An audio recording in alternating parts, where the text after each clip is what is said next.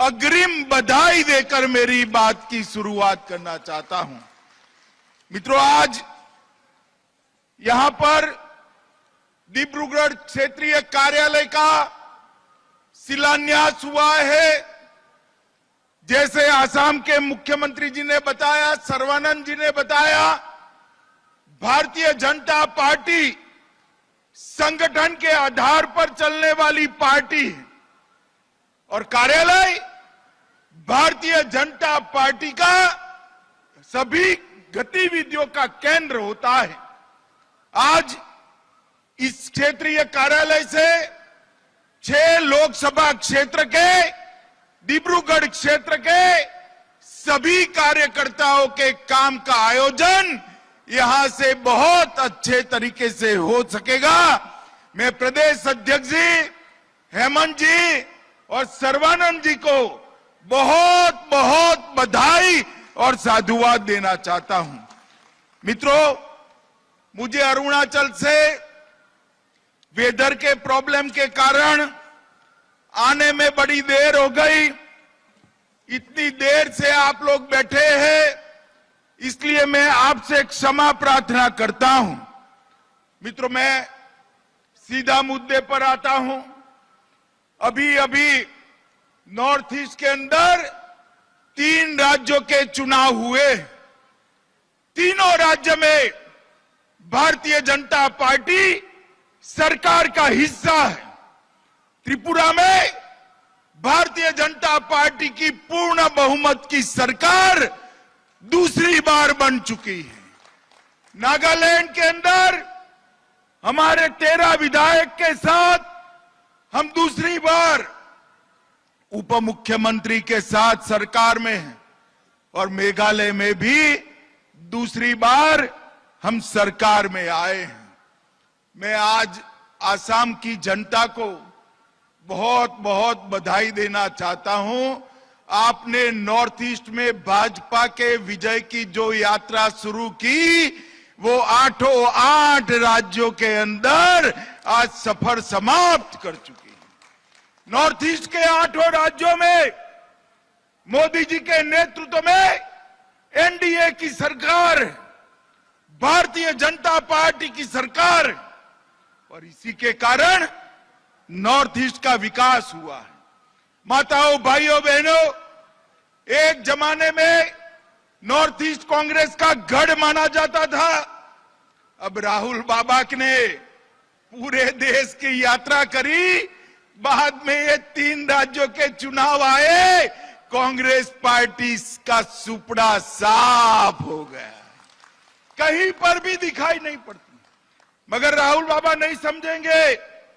विदेश जाते हैं, विदेश जाकर देश की बुराई करते हैं। मुझे बताओ असम वालों, डिब्रूगढ़ वालों, देश के किसी भी देशभक्त नागरिक ने विदेश में जाकर देश की बुराई करनी चाहिए क्या? बताओ जरा, करनी चाहिए? जोर से बोलिए, करनी चाहिए? राहुल बाबा, अभी भी समझ जाओ, सिर्फ नॉर्थ ईस्ट से सुपड़ा साफ हुआ है। यही रास्ते पर चले तो देश भर में सुपड़ा साफ हो जाएगा। जिस प्रधानमंत्री ने पूरी दुनिया में भारत को यश दिलाया, भारत को सुरक्षित किया, नॉर्थ ईस्ट के अंदर से आतंकवाद को समाप्त कर दिया, नॉर्थ ईस्ट में 50 से ज्यादा बार आकर नॉर्थ ईस्ट के विकास को गति दी, नॉर्थ ईस्ट के अंदर अनेक प्रकार की योजना लेकर आए, उस प्रधानमंत्री जी को एक कांग्रेस वाले कहते हैं, मोदी तेरी कब्र खुदेगी। भाई, आपके कहने से कुछ नहीं होता।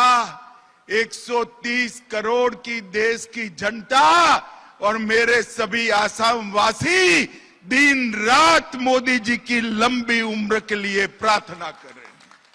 और जितना भी आप मोदी जी को गाली निकालोगे, मैं आपको कहने आया हूं, आपकी माताजी ने भी ये कर कर देख लिया। राहुल बाबा, जितना भी गाली निकालोगे कमल उतना ही ज्यादा जोर से खिलकर बाहर आएगा। माताओं, भाइयों, बहनों, 14 तारीख को मोदी जी बिहू के उत्सव के अंदर शामिल होने आ रहे हैं। मुझे अभी सर्बानंद जी और हेमंत शर्मा ने बताया कि बिहू में आसाम वाले मोदी जी की उपस्थिति में एक वर्ल्ड रिकॉर्ड बनाने जा रहे हैं। और मित्रों, बिहू आसाम के सभी लोगों के लिए, पूरे देश के लिए बड़ा शुभ उत्सव होता है। उसी दिन मोदी जी आ रहे हैं। ये मोदी जी के शासन के कारण आसाम के 70% 70% क्षेत्र से आज अपसपा हट चुका है। बोडोलैंड शांत हो चुका है। हमारा कार्बी का क्षेत्र शांत हो चुका है। 8 आदिवासी समूहों ने सरेंडर किया है। आसाम आसपास के सभी राज्यों के साथ अपने सीमा विवाद को समाप्त कर रहा है। ये मोदी जी का ही सुशासन है, जिसके कारण आसाम के अंदर आज प्रगति हो रही है। मित्रों, फिर से सरकार बनने के बाद 41,000 से ज्यादा लोगों को नौकरी दिया। इसके साथ धान खरीदी अभियान में 1940 रुपया प्रति क्विंटल के साथ 44,000 किसानों का धान खरीदा। मिलेट्स के श्री अन्न के उत्पादन में 25,000 हेक्टेयर से ज्यादा बाजरा मिशन लेकर असम आगे बढ़ रहा है। प्राकृतिक खेती के लिए 20,000 हेक्टेयर जमीन चिन्हित की है। 2 लाख हेक्टेयर में पाम ऑयल लगाने का काम हो रहा है। 12 लाख परिवारों को हथकरघा दिया है। 12 मेडिकल कॉलेज बन चुके हैं और 12 मेडिकल कॉलेज नए बनने वाले हैं। और आसाम को मोदी जी बिहू के दिन एम्स भी देने वाले हैं।